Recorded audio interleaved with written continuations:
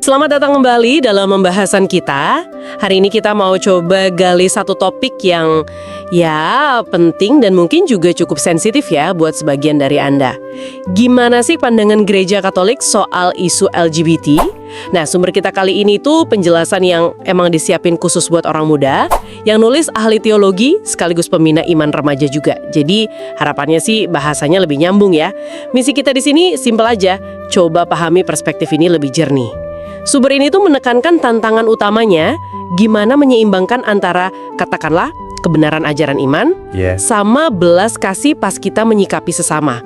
Nah, gimana dua hal ini jalan barengan soal isu LGBT menurut sumber ini? Mari kita telusuri bareng-bareng. Oke, kita mulai dari dasarnya dulu ya. Penjelasannya negesin banget titik tolak utama pandangan Katolik itu adalah bahwa setiap pribadi, tanpa kecuali, setiap orang itu citra Allah punya martabat luhur. Artinya, ya siapapun dia, apapun orientasi seksualnya, harus diterima. Diterima dengan hormat, belas kasih, dan peka. Nggak boleh ada diskriminasi atau bullying sama sekali. Betul, betul. Dan ini bukan cuma kata-kata manis aja gitu.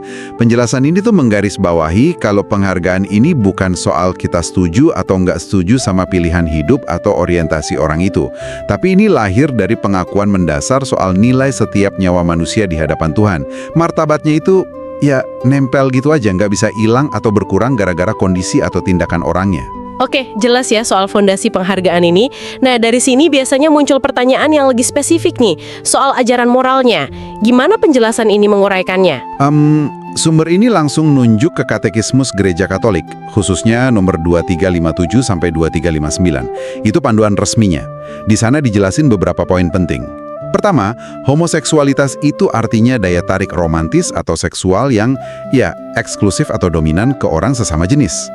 Ini dilihat sebagai kecenderungan atau kondisi. Oh, hanya sebagai kecenderungan. Artinya, kalau orang punya kecenderungan itu sendiri belum dianggap masalah gitu. Tepat. Nah, di sini nih letak pembedaan yang penting banget yang ditekankan sumber kita. Jadi, mengalami ketertarikan atau kecenderungan homoseksual itu sendiri bukan dosa. Ini perlu banget dipahami, soalnya sering banget salah paham di sini. Yang dianggap bertentangan sama ajaran moral gereja, itu tindakannya. Tindakan homoseksual, yaitu hubungan seksual sesama jenis. Kenapa tindakannya yang dianggap bertentangan? Alasan teologisnya apa, kata sumber ini? Gini, alasannya itu terkait sama pemahaman gereja soal tujuan seksualitas manusia dalam rencana Tuhan. Menurut ajaran Katolik, seksualitas itu punya dua makna atau tujuan yang nggak bisa dipisah. Pertama, sebagai ungkapan cinta kasih yang nyatuin suami istri secara total.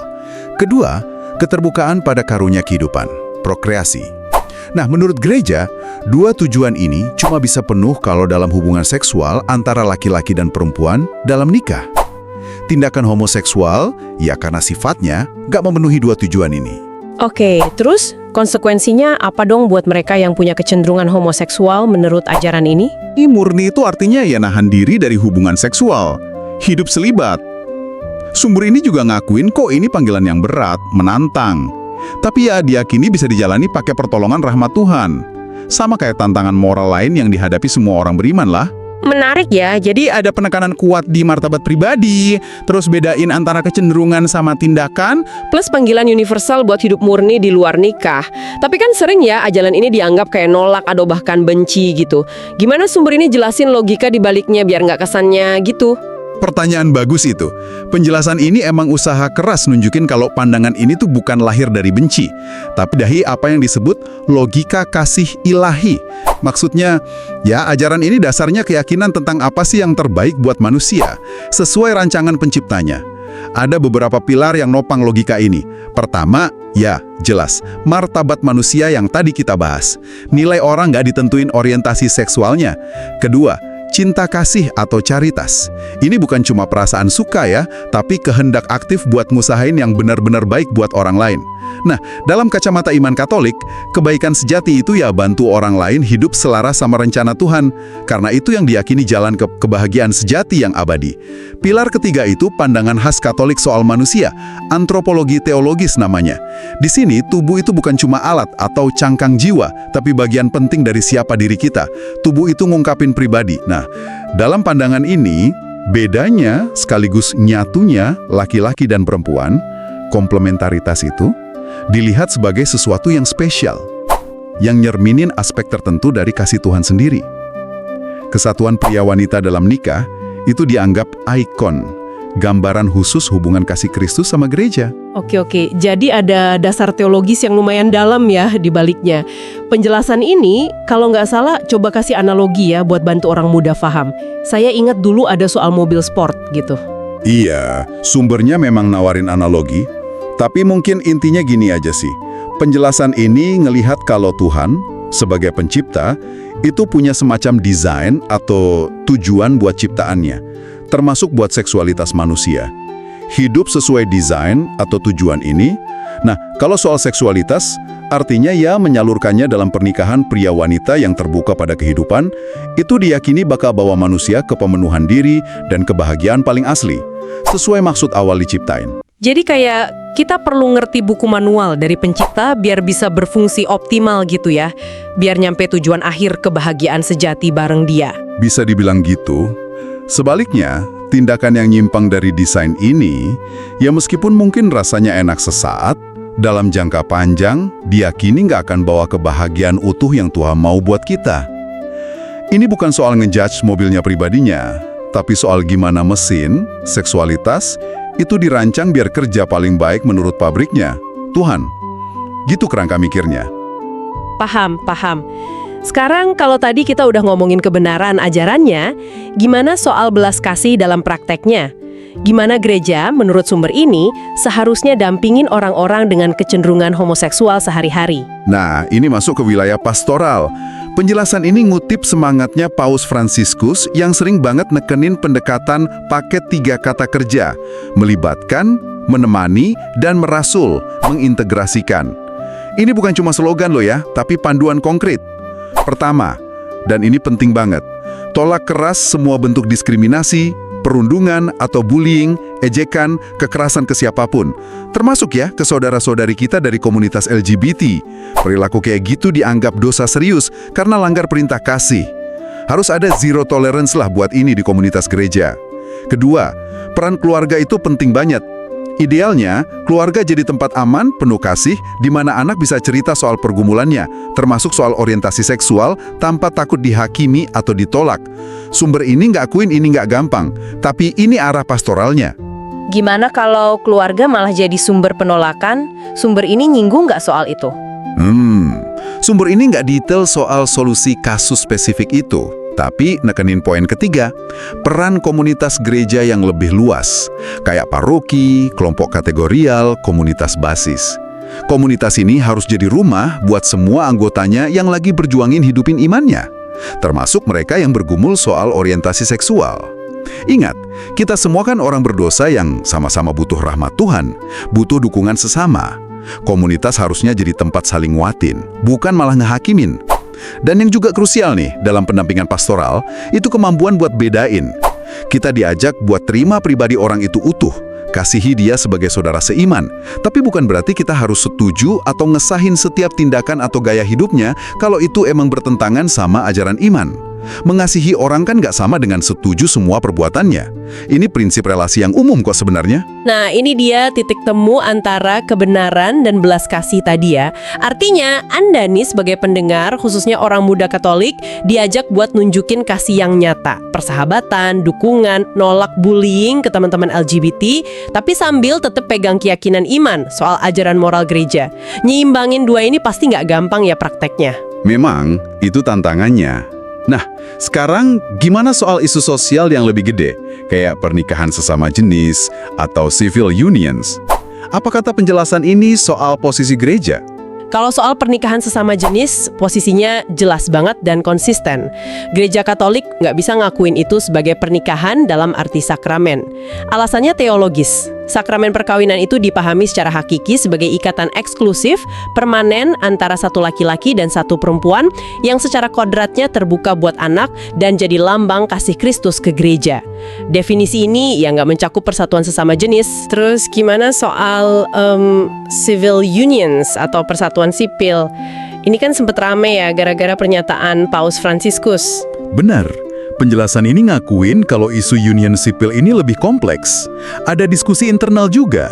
Disebutin kalau Paus Fransiskus dalam beberapa kesempatan, seringnya sih dalam wawancara atau konteks pastoral ya, pernah nyinggung kemungkinan adanya bentuk pengakuan hukum sipil, civil unions. Itu buat pasangan yang hidup bareng, termasuk pasangan sesama jenis. Tujuannya, kalau ditafsir dari konteksnya, itu buat kasih perlindungan hukum dasar buat individu. Kayak soal warisan, jaminan kesehatan, atau hak jenguk di rumah sakit gitu. Jadi lebih ke perlindungan hak-hak sipil aja ya? Tepat, tapi sumber ini juga nekenin, baik Paus maupun Vatikan secara resmi selalu negasin kalau wacana civil unions ini nggak sama dengan setuju pernikahan sesama jenis dan nggak ngubah ajaran moral gereja soal tindakan homoseksual. Jadi ini murni ranah hukum sipil buat perlindungan hak, bukan pengakuan sakramental atau pembenaran moral atas hubungan itu. Penting banget paham nuansa ini biar nggak salah tangkap. Oke, cukup jelas ya bedanya ranah sipil sama ranah sakramental atau moral di sini. Sekarang coba kita bawa ke situasi yang lebih nyata deh. Gimana Anda, pendengar muda, bisa terapin prinsip-prinsip ini? Sumber kita kasih contoh kasus kan ya? Iya, ada 2 contoh kasus yang relevan nih. Kasus pertama, ada teman sekelas Anda, namanya Andi lah. Dia curhat ke Anda kalau dia gay. Terus dia lagi galau sama imannya, ngerasa ditolak gereja. Apa respons yang keliru dan yang benar menurut sumber ini? Respons keliru? Ya misalnya, jauhin dia, gosipin, atau langsung ngejudge pakai kata-kata tajam. Dosa itu, masuk neraka. Ini jelas nggak nunjukin kasih sama sekali. Respons yang dianjurin, pertama, dengerin dia, bener-bener dengerin pakai empati. Bilang makasih udah dipercaya. Kedua, tegasin persahabatan. Aku tetap temenmu kok. Ketiga, akui keterbatasan kalau emang Anda nggak paham semua, tapi tawarin kehadiran. Aku mungkin nggak ngerti semua yang kamu rasain, tapi aku ada buatmu. Keempat, ajak berjuang bareng dalam iman. Ingetin kalau semua orang punya perjuangan. Yuk kita sama-sama usaha ikut Yesus, aku juga punya perjuanganku sendiri. Kelima, dukung dia buat hidup murni, sama kayak Anda dukung teman lain lawan godaannya masing-masing. Intinya, temenan, nemenin, dan berjuang bareng dalam iman. Oke, kasus kedua, diskusi panas di medsos soal pernikahan sejenis. Banyak teman Anda dukung, mungkin ada yang nyerang pandangan gereja. Gimana baiknya respons kita? Respons keliru, ikutan panas, nulis komen kasar, ngejudge orangnya, dasar sesat, nggak punya moral, ini nggak ngebangun apa-apa. Respons yang dianjurin, kalau Anda emang ngerasa perlu ngomong ya, sampaikan pandangan dengan bijak dan hormat. Contoh kalimatnya mungkin gini, sebagai seorang Katolik, saya percaya setiap orang, apapun orientasinya, punya martabat yang sama dan harus dihormati, dilindungi dari diskriminasi. Tapi, iman saya ngajarin kalau perkawinan itu ikatan khusus antara pria dan wanita yang terbuka pada kehidupan. Kita bisa kok menghormati setiap orang tanpa harus setuju sama semua pandangan atau tindakannya.